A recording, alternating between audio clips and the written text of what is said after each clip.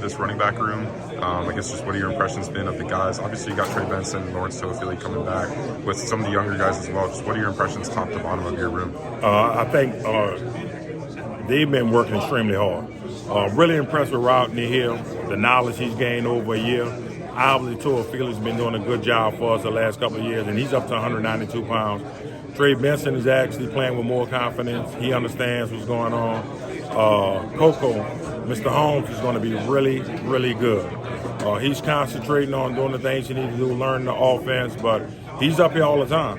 And obviously, C.J. Campbell, the one you kind of forget about sometimes, he's working extremely hard. He's been having some of the fastest times this off-season, which has been really good. And we're waiting for our freshman phenom to come in. Oh, yeah. Waiting on Big Sam, so we'll be okay. Benson, I read, is up to 221 pounds after winter condition. I guess what do you take of that weight? Is he gonna be able to keep his speed at that weight? And just is that the weight you want him playing at when the season comes around? I want him to play at whatever he's comfortable at. And looking at him run with 220 pounds, I'm not getting in front of him. So he looks good to me. He's been doing a good job. And I just think the biggest thing with him, he's more comfortable. He's becoming more of a leader. You know, getting out of his shell a little bit. I've been trying to make him a little angry a little bit because it seems like when he's angry, he runs really, really hard. So my thing is to kind of keep the ball in his hand so he can do things that he needs to do. I think a lot of people expect Rodney Hill to take a bigger role this year just because of Trayshawn Ward obviously leading the program. What do you envision for him? What are you trying to get out of him this spring? I think that's one of the biggest things, making sure that we can trust Rodney, and that's what he's been proving. He comes up all the time, he's learning the game, understanding protection, and he's playing with phenomenal confidence right now. Catching the ball off the backfield, which I think he's extremely explosive, and that's what you want in a kid like Rodney Hill right now. He's having fun. He's not thinking as much, and he's just playing. That allows him to play fast. With Caziah, you mentioned how impressive he's been. Just what do you envision him being a major contributor this year, and kind of how does he elevate his role in your room? I think he will. I think we can put him outside the backfield where we can throw him the ball similar to LT. And he can do it all in the backfield. He's doing a good job, and I think Rodney's going to be a big part of what we're doing this year. And he has to come along, so I've been putting a little pressure on him, seeing how he responds and reacts. And he's been doing a really good job of kind of concentrating on the little things. And those are the fundamentals of the things that we need him to do and continue to get better every day. Touching a little bit on recruiting, obviously you guys had success last season on the field. How much does that help you? How tangible is that when you're talking to prospects, the level of interest, the increased interest in Florida State? I think it's big. Obviously I think Coach Norvell does a great job.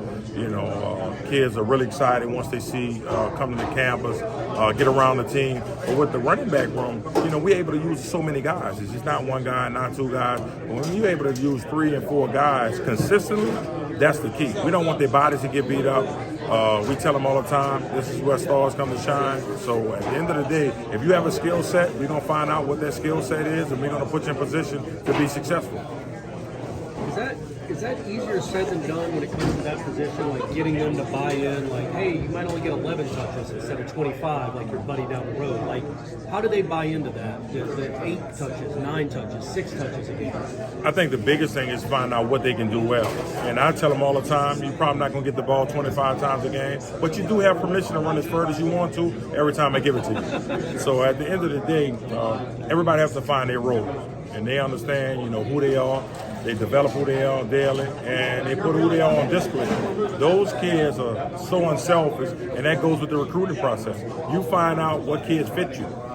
And I tell them all the time, once you come in this room, we're going to find out what you do well, and you're going to have an opportunity to shine. And I just think the kids in the room doing a great job, and Coach Norvell, and obviously Coach Atkins, they put them in position to be successful. Can that be a selling point on the recruiting trail, too, in the fact that, hey, man, we're not going to destroy your body. You're not going to get 300 carries a season here. You might get 600 in your career or something like that. And you'll be fresh for the next level because they all want to go to the next level.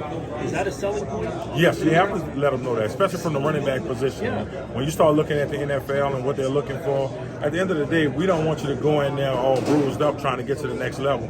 obviously this is a tough game. You have to be tough, but we can limit some hits on you because we look at a lot of yards per carry, how many times, what you do when you get the touches, and it may be 12 times, but if you have 8 explosive plays, that's major. That's what the NFL is looking for, and I think, especially LT, he kind of displays that. A lot of people kind of tend to forget about LT, but when you have close to 300 yards receiving, over 450 yards rushing, those are the things that the NFL look for, and LT does a great job playing every special team. So he's valuable, and we try to show him exactly what his value is. What are you expecting out of LT this spring camp improving a bit more? We saw him be a little bit more physical, some more pounds. We saw him get in the goal line a bit more. What are you expecting this camp out of him, improvement-wise? I think his knowledge. He understands the game a lot better. The game is slowing down to him. He's up to 192 pounds. So one thing about that, and he's tough. Even when he was 170 pounds, he was still tough. But now he has some muscle with him. Those Storm and his staff did a great job with him. And LT is chomping at the bit like, hey, listen, you give me the ball, coach. I'm going to do what you need me to do. And he's a player, whatever we need him to do, I don't care if it's playing receiver, in the backfield, special team, he's willing to do it and give it 100% because he's a team player. And he did a great job last year mentoring Rodney Hill. And that was major for us because sometimes freshmen kind of go into a slump, but LT was the one to kind of make sure, hey, coach, I have him. I'm going to make sure he's okay. Don't worry about anything. And that's the culture you try to build in that room. What did you tell Trey about trying to improve from last season to this season, if anything? Did he come to you and ask, like, what can I get better at? What did you tell him he needed to get better? Oh, yeah, we made a whole cut up on him. At the end of the day, you have to be confident in yourself and just run. Don't overthink it. You're not 170 pounds with all this going back and forth. Run through people. And that's what I want to see. And I want you to finish runs. Be confident in your speed because you can run. And you watch him during Boston College game and return the kickoff, he outran everybody. Then a few times during the season, he's hesitant. And I want to see how tough he is without the football and in protection and doing different things like that. He did a good job actually catching the ball out the backfield. But now we want to see, and those are the things we're trying to improve on, the things he can do without the football. We all know what he can do with the football, but without the football, and I think that's going to improve his production for the next level. So would you make a cut up of like, hey,